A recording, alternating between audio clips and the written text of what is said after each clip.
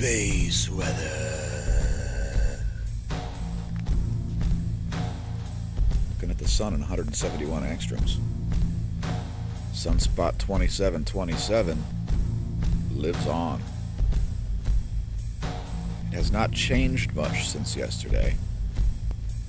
Has not significantly degraded, but it hasn't grown either. There is also a coronal hole, which is pretty much Earth-facing. It's down in this area.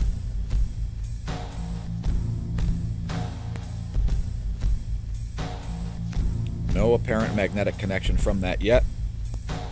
We will look at the lines. Whoops. Let's look at 304 angstroms.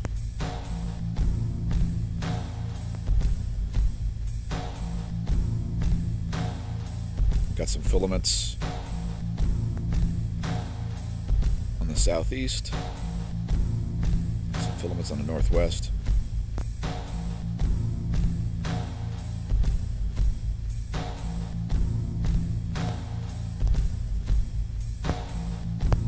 Here's your magnetic lines. We are awaiting a magnetic connection from this coronal hole. Looking for a phi angle shift of like 90. Phi angle signal of like 90 degrees.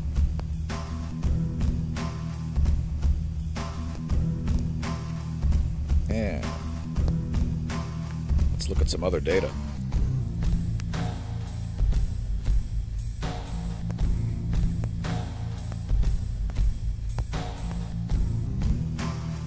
X-ray flux has a tiny spike. I think it just missed B-class range.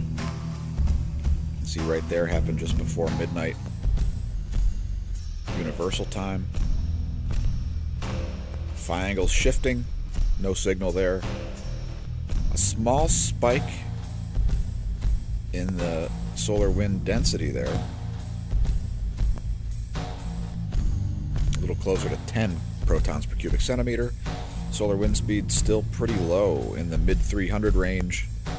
Nothing too exciting there. Magnetometer, nothing too exciting there. KP index has been either 1 or 0 for the last 3 days.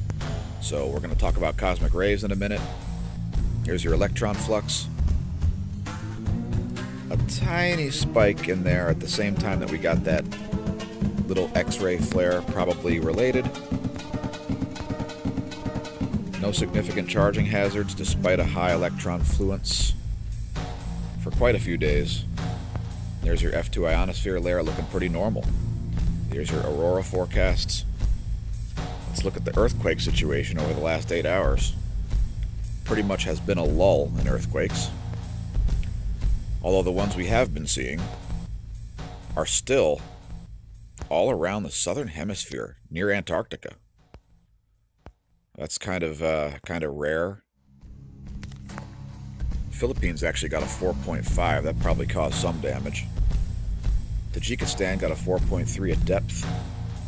So that area remains on alert for a slightly larger quake. Pretty much a lull. Iwo Jima, Japan stays on alert for a 5. Colombia got a 4.5, so pretty light in terms of earthquake activity. Look at solar ham. Check out the magnetogram. There's 2726, which is degrading as it sets. There's 2727. You can see 2 major umbra associated with it. Taking a close-up. Looks like it's still got beta class fields, but looking pretty weak. Although it is the biggest sunspot we've had in a while. And let's get into the weeds a little bit. Talk about cosmic rays. Well, what's a cosmic ray? A cosmic ray is a high energy particle coming from space. It's usually going to be a proton, although sometimes you get neutrons. Sometimes you get helium nuclei.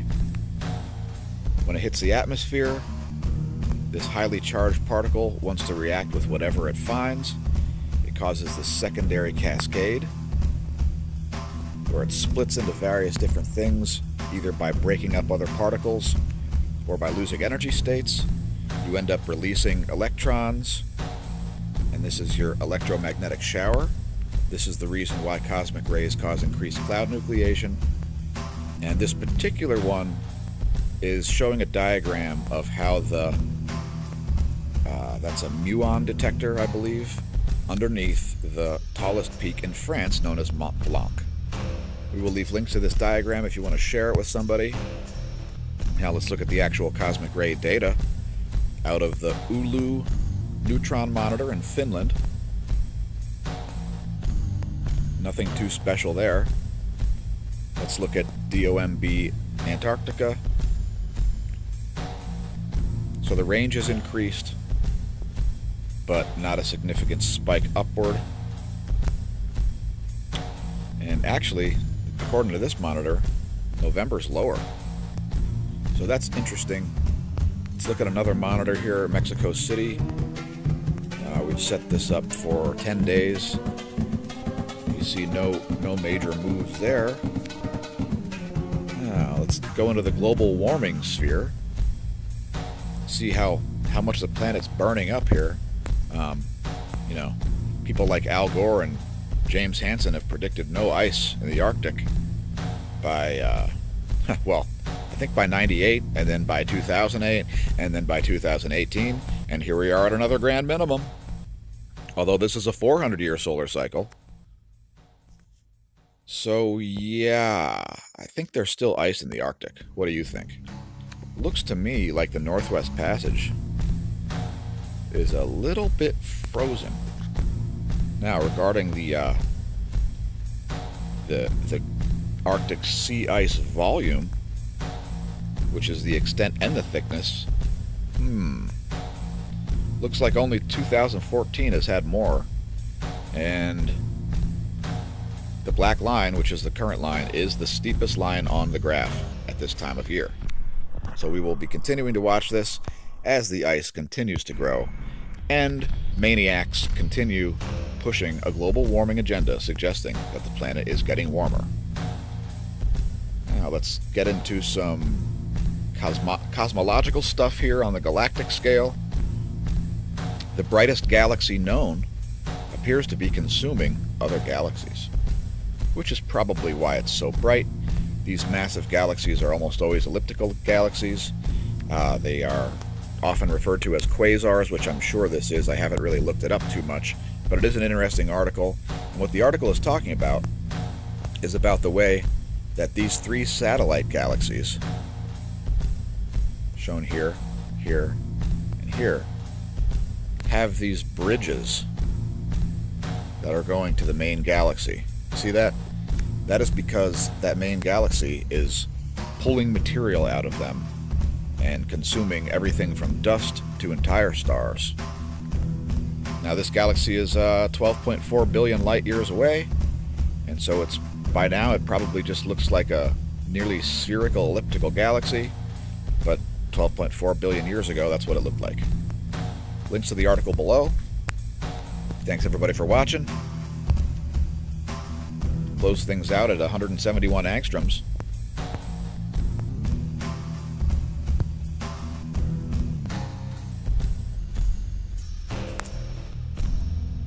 Please refer others to our channel as we are growing and constantly increasing production value.